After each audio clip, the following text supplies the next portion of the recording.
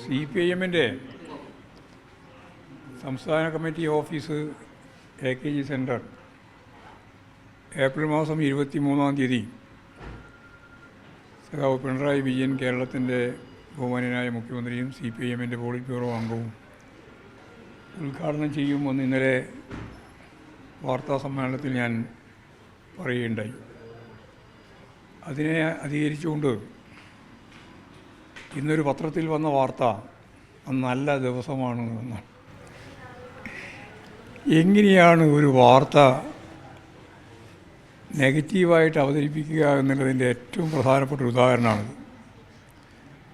സഖാവ് പിണറായി വിജയൻ എന്ന കേരളത്തിലെ തിരക്കുള്ള ഒരു രാഷ്ട്രീയ നേതാവും മുഖ്യമന്ത്രിയും ഒരു തീയതി നൽകുന്നതിന് വേണ്ടി ഞങ്ങൾ 22, 23, 24 രീതിയിൽ ഏതെങ്കിലും ഒരു ദിവസം എന്നാണ് പറഞ്ഞത്. അപ്പോൾ 2 ദിവസം റാലിയാണ്. 22-ാം തീയതി റാലിയാണ്, 24-ാം തീയതി റാലിയാണ്. അപ്പോൾ ആകെ ഒഴിവുള്ളൊരു ദിവസം 23-ാം തീയതിയാണ്. ആ 23-ാം തീയതി ആവാം എന്ന് ഞങ്ങൾ തീരുമാനിച്ചു.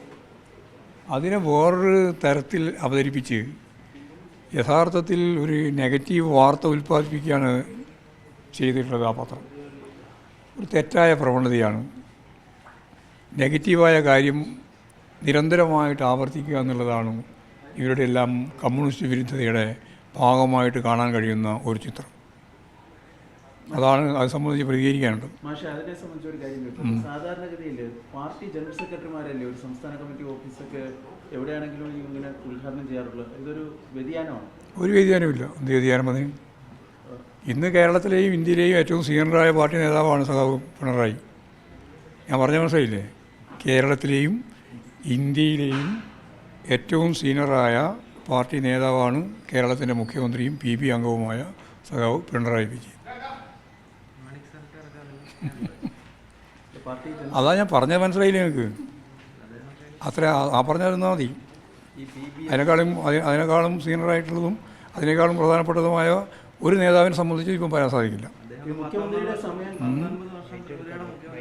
അത് മുഖ്യമന്ത്രിയുടെ ദൈർഘ്യം കൊണ്ടല്ലോ ഞാൻ പറഞ്ഞത്. ഞാൻ പാർട്ടിയാണ് പറഞ്ഞത്.